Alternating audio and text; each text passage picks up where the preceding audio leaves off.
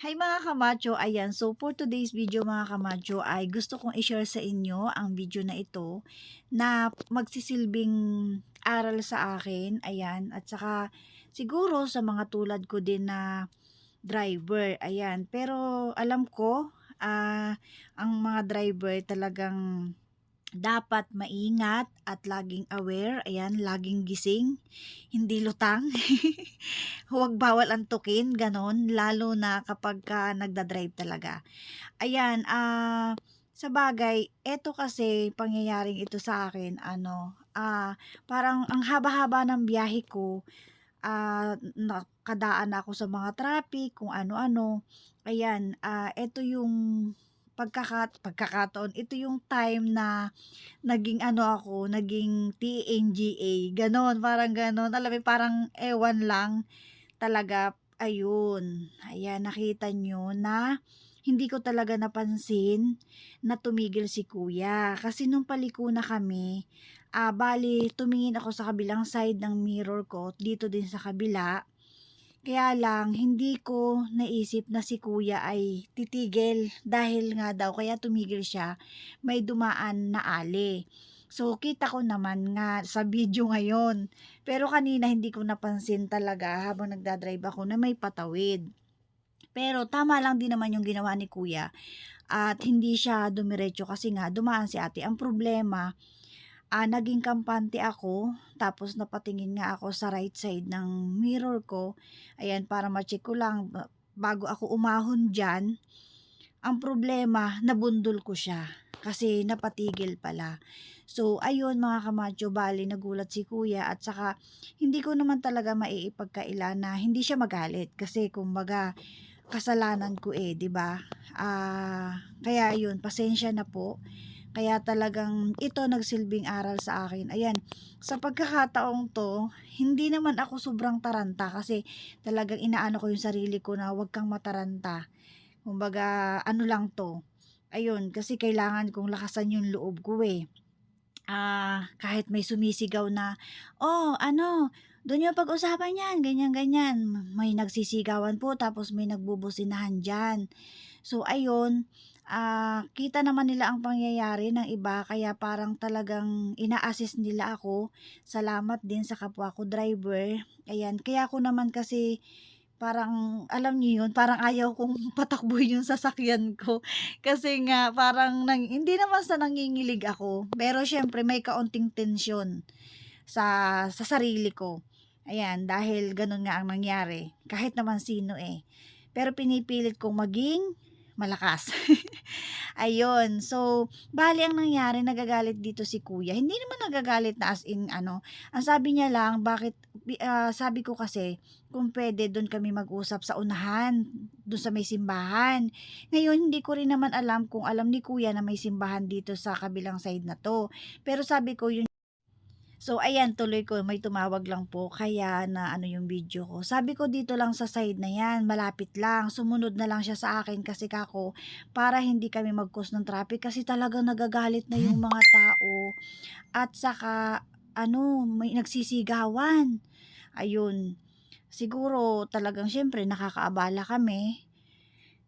Sabi nga ni kuya, dapat may nagsabi daw sa kanya doon na tricycle driver, dapat daw hindi itinayo at pinikturan. Nag-intay daw ng barangay tanod, pero sabi ni kuya, pwede naman pag-usapan yun. So, ayun nga, sabi ko kay kuya, dito, nung una nagagalit siya kasi nga bakit daw kailangan pumunta pa dito, dun niya ako pinatatabi sa kabilang side.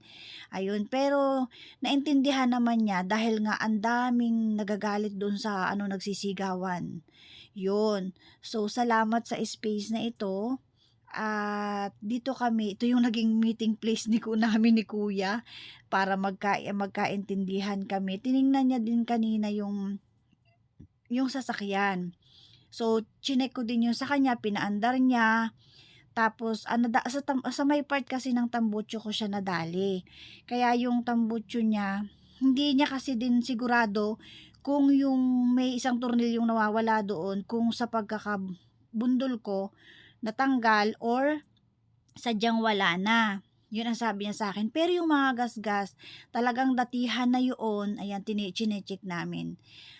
Sabi niya nga sa akin, ako daw yung yun nga, yung sasakyan namin yung may, bangas. So ayun, talagang 'pag may bangas na kaunti nai-stress ako, pero wala tayong magagawa, ganyan talaga, nangyari na. Mag-ingat na lang talaga po, ayan. Talagang basta pagkarating ko kasi dito sa may parteng Belvedere na hindi traffic, parang alam mo 'yun, nakahinga ako. Ay salamat, kasi malapit na ako sa bahay, kumbaga nandito na ako sa malapit sa lugar namin, na ang dami kong pinagdaanang traffic at higit sa lahat doon ay yung basta salasalawan ng mga sasakyan gano'n, nalusutan ko.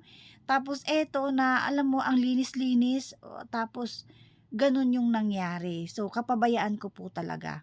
Kaya siguro sa mga driver diyan kapag napanood 'to masasabi na, "Ay ano naman ito?" Ganyan, ganyan. So ayan po, aminado naman ako na mali ko talaga at hindi ko talaga napansin na si kuya ay tumigil. Dahil nga may tatawid, ayan kasi nagtingin ako sa kabilang side, tapos ayun na, gano'n na ang nangyari. So, buti na lang nakatapak din agad ako sa preno at saka hindi naman talaga ano kasi basta ayun, salamat na lang din at gano'n ang nangyari. Si kuya naman po wala daw namang masakit sa kanya or walang ano, ganyan garini. Pero aminado siya na yung sa sasakyan niya, yung motor niya, marami na talagang gasgas.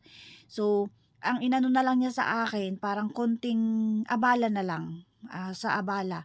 So, nagkasundo kami sa gano'ng kaliit na halaga at okey naman sa kanya, ayun gano'n na lang ang binigay ko. Tapos tinanong din niya ako kung okey lang daw ako, relax lang daw ako mag-drive muna, 'wag daw muna ako mag-ano kasi sabi ko, "Malapit lang ako kuya," ayun. So, awa ng Diyos nakarating naman ako sa bahay.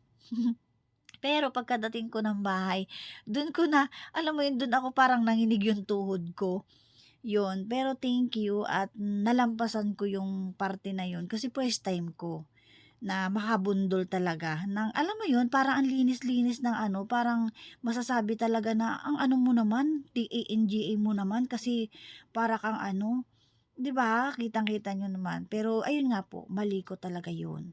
So, talagang sobrang eto yung mag-aano sa akin ng aral. So, habang tayo naglalakbay or ano, talagang masasabi natin na laging aware sa daan, ayun, dapat laging ano, gising. Pero hindi, gising naman po ako talaga niyan.